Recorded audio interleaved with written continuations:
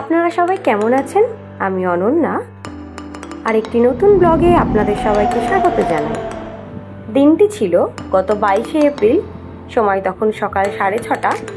আমরা আমাদের guest house থেকে বেরিয়ে nearest Delhi cantonment metro station সেখানে পৌঁছাই এবং সেখান থেকে মেট্রো ধরে Durgabai Deshmukh south campus metro স্টেশনে পৌঁছাই এবং সেখান থেকে আমরা আগেই সার্চ করে দেখে নিয়েছিলাম দৌলাকুয়ান মেট্রো স্টেশনে পৌঁছাতে ওয়াকিং ডিস্টেন্স 15 মিনিটস।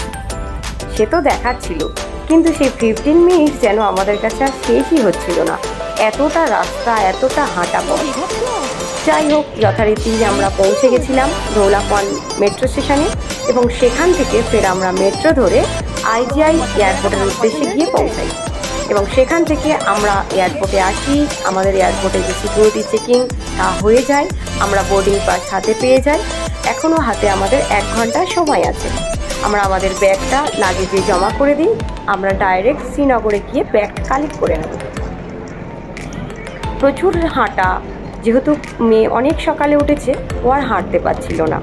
যথারীতি এয়ারপোর্টে পৌঁছানোর পর ওর বাবা একটি ট্রলি নিয়ে আসে এবং তার মধ্যে মেয়েকে বসিয়ে দেওয়া হয়। আর তাতে বসে তো মেয়ে বেজায় খুশি হয়। ও তো ওখান থেকে নামতেই চাইছিল না, কারণ ও ভাবছে যদি নেমে যায় আর যদি অন্য কোনো বাচ্চা ওর মধ্যে বসে পড়ে তাহলে তো আর বসতে পারবে না, যার ফলে ও আর নামছিলই না। আর ওর খিদে পেয়েছিল, একটি বিস্কুটের প্যাকেট আমি ওকে দিয়ে দিয়েছিলাম। ও ওর মধ্যেই মজা করে বিস্কুট আপন মনে নিচ্ছে আর খাচ্ছিল। আমাদের গেট নম্বর 32B, আমরা প্রায় কাছাকাছি পৌঁছে গেছি। এবার আমরা এখানে অপেক্ষা করব। দেখুন, তখন মেয়ের টয়লেট পেয়েছিল, সেখানেও কিন্তু ওর ঠেলা গাড়ি, ও এটাকে ট্রলিটাকে বলছিল ঠেলা গাড়ি। ও সেখানেও কিন্তু ও ট্রলিতে করে ঠেলা গাড়ি করেই এসেছিল এবং সেখানে এসেছে, কিন্তু নামবে না। কেননা নামলে নাকি অন্য বাচ্চারা নিয়ে চলে যাবে। অনেক ওকে বোঝানোর পরে অবশেষে নেমেছিল। প্রথমে টয়লেট করেছে, চলে আসবো, তখন আবার বলে পটি পেয়েছিল। তারপরে আবার ক্লিন করে ওকে নিয়ে আমি চলে এসেছিলাম।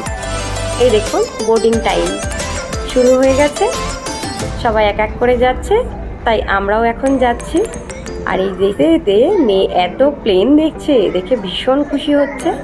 দিয়ে ও তো সমানে বলে যাচ্ছে কখন প্লেনে উঠবো, কখন প্লেনে উঠবো, কত প্লেন। স্বাভাবিক, ও তো ছোটো, এতদিন ও খেলনা প্লেন নিয়েই খেলা করেছে। ও এর আগে দূর থেকে ওপর দিয়ে আকাশে প্লেন যাচ্ছে সেটাই দেখেছে। ও এই প্রথমবার প্লেনে চড়তে চলেছে। আর এই যে প্লেনটি দাঁড়িয়ে আছে, এরই ডানায় ভর করে আমরা এখন দিল্লিকে বাই বাই করে শ্রীনগরে যেতে চলেছি।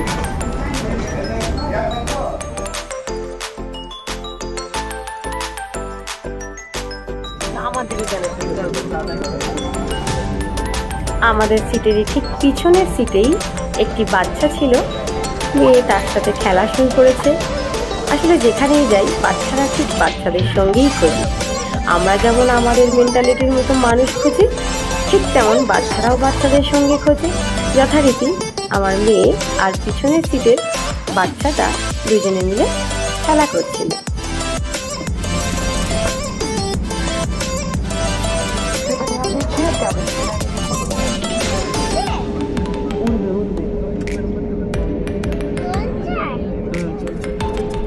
এই দেখুন, এখন প্লেনটাও ওড়া শুরু করলো আর মেয়ের ঘুম পেয়ে গেছিল।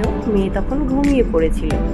ও অনেক অপেক্ষায় বসেছিল কখন প্লেনটা উড়বে দেখবে বলে। সেদিনও অনেক সকালবেলা উঠেছিল, তাই ওর ঘুম পেয়ে যাওয়াতেও ঘুমিয়ে পড়েছিল। আর আমি বা ওর বাবাও তখন ডাকেনি, কারণ ও যেহেতু অনেক সকালে উঠেছে, একটুখানি ঘুমিয়ে নি, তারপরে নয় ডাকবো এই ভেবেই।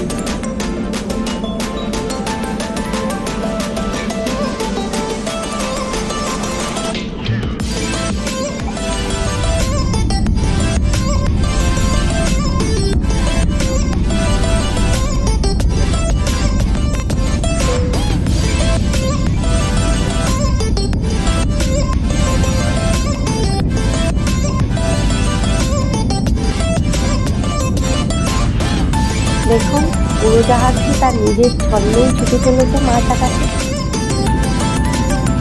আর আর এই যে মাঝ আকাশে যখন বাইরের আকাশটা দেখুন সুন্দর নীল আকাশ। আর এরই মধ্যে আমাদের খাবার দিয়ে গেছে এয়ার হোস্টেস এসে। আসলে যখন টিকিট কেটেছিল ওর বাবা, তখন তার মধ্যে ফুড ইনক্লুড করা ছিল।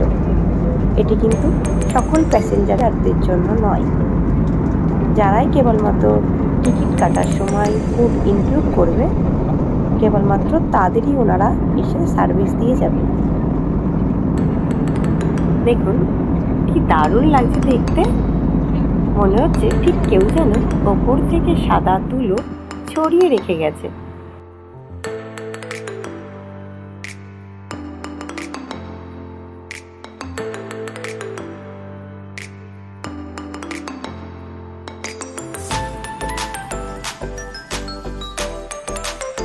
ঠিক এই সময় মেয়ে নিজে থেকে ঘুম থেকে উঠে পড়েছিল। ভালোই হয়েছিল, ও নিজে থেকে বাইরের পরিবেশ দেখতে পেয়েছে নিজে চোখে। নয়তো পরে যদি ঘুম থেকে উঠতো তখন বলতো আমাকে কেন ডাকুনি, আমি তো দেখিনি, আমি তো দেখতে পাইনি। দেখুন সাদা মেঘের ফাঁক দিয়ে গ্লেসিয়ারগুলো যেন উঁকি মারছে।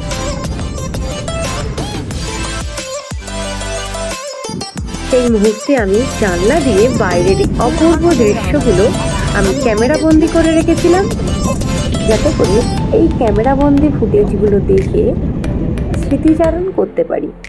এবং তারই মধ্যে থেকে কিছু ফুটেজ আমি এখন আপনাদের সাথে শেয়ার করতে চলেছি। আমার এই ভিডিওটি আপনাদের ভালো লাগলে অবশ্যই লাইক করবেন, কমেন্ট করবেন আর শেয়ার করে অন্যকে দেখার সুযোগ করে দেবেন। যদি কেউ আমার চ্যানেলে নতুন হয়ে থাকেন তাহলে অবশ্যই চ্যানেলটি সাবস্ক্রাইব করে রাখবেন পরবর্তী ভিডিও নোটিফিকেশন পাওয়ার জন্য।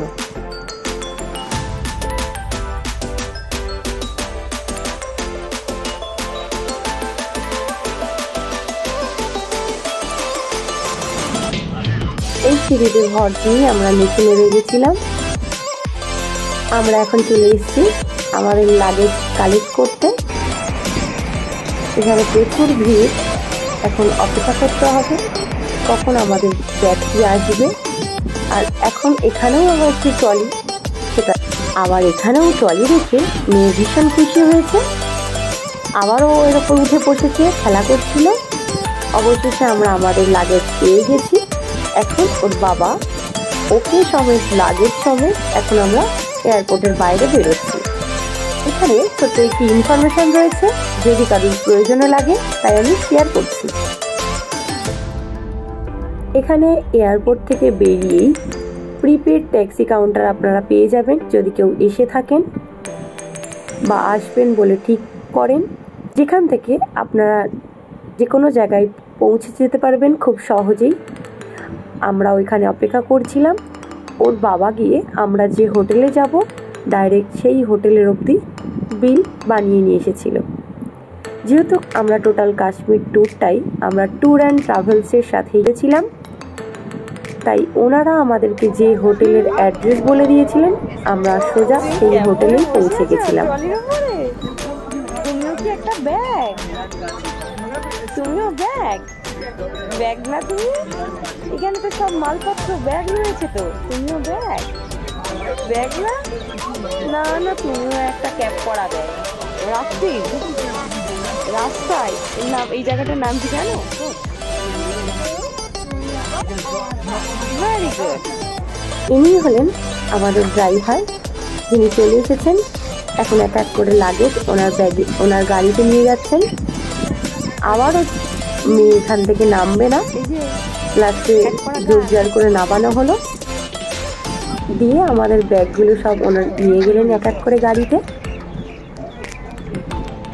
আর আমি ঘুরিয়ে দেখাচ্ছি এই কার পার্কিংটা। এটি হলো এখানকার কার পার্কিং। আমি একটু ঘুরিয়ে দেখিয়ে দিচ্ছি আপনাদেরকে। আর ওই দূরের গাড়িটি করেই আমরা পৌঁছাচ্ছি এখন।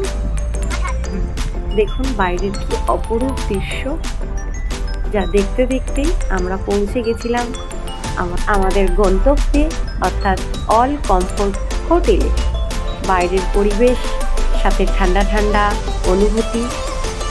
আমরা দুপুরবেলা হোটেলে গিয়ে পৌঁছাই, বেশ কিছুক্ষণ হোটেলে থাকি। এই দেখুন, এটি হলো গল্ফ কোর্স। আমরা তারপরে বিকেল 5:30টার পর হোটেল থেকে বেরোই। বেরিয়ে হাঁটতে হাঁটতে বেশ কিছুটা রাস্তা আসি, নিয়ে সেখান থেকে একটি লোকাল বাস ধরি। নিয়ে সেখান থেকে আমরা ডাল গেটে নামি। সেখান থেকে নেমে আমাদের অল্প কিছু খিদে পাওয়ার দরুন একটি পাঞ্জাবি রেস্টুরেন্টে যাই। অল্প কিছু খেয়ে নিয়ে মেয়ের হ্যান্ড গ্লাভস কেনার ছিল, সেটাও কেনা হয়ে গেছে। এখন কেনার পরে বলি ডাল লেকে যাব। সেখান থেকে হাঁটা পথ ডাল লেক। তো আমি যাব বলছিলাম, কিন্তু ওর বাবা মোটেও যেতে চাইছিল না, কারণ প্রচণ্ড বৃষ্টি হচ্ছিল। আকাশ দেখুন এখনও কালো করে আছে, হাওয়া দিচ্ছে, প্রচণ্ড ঠান্ডা হাওয়া। আর যেহেতু আমরা ট্যুর অ্যান্ড ট্রাভেলসের সাথেই ঘুরবো, তা বাকিরা কেউ এসে পৌঁছায়নি। তো আমি বললাম ঠিক আছে, বাকিরা নাই বা আসলো, চলো আমরা যাই। কাশ্মীরে এসেছি অথচ ডাল লেক দেখবো না? আর দিনের বেলা ডাল লেক দেখা আর রাত্রিবেলার এই শোভা সম্পূর্ণ আলাদা। কাশ্মীরের মূল আকর্ষণই তো হলো ডাল লেক। তো যথারীতি জোরজার করেই গেলাম। ভীষণ ইচ্ছা করছিল বোটিং করার, কিন্তু মনের ইচ্ছা মনেতেই রাখলাম। কিন্তু মেয়ে তো ছোট, মেয়ে বারবার বলছিল নৌকা নৌকা, বোটিং করবো বোটিং করবো। যথারীতি আমরা 1 ঘন্টার ওপর ওখানে ছিলাম। তারপর ফেরার সময় একটি অটো রিজার্ভ করে আমরা রুমে ফিরে যাই। যদি কখনো আবার পরে কখনো যাই, তাহলে অবশ্যই এই সন্ধ্যেবেলা একবার বোটিং করব। আমি আমার অভিজ্ঞতা দিয়ে বলছি, যদি কেউ বা কারা আপনারা কাশ্মীরে ঘুরতে আসবেন বলে ঠিক করছেন, তাহলে অবশ্যই এই সন্ধ্যাবেলার কাশ্মীরের ডাল লেকের সৌন্দর্য আপনারা সচক্ষে একটু উপভোগ করবেন। আমার তো দারুণ লেগেছে, আশা করি আপনাদেরও দারুণ লাগবে। দেখুন কি দারুণ লাগছে দেখতে।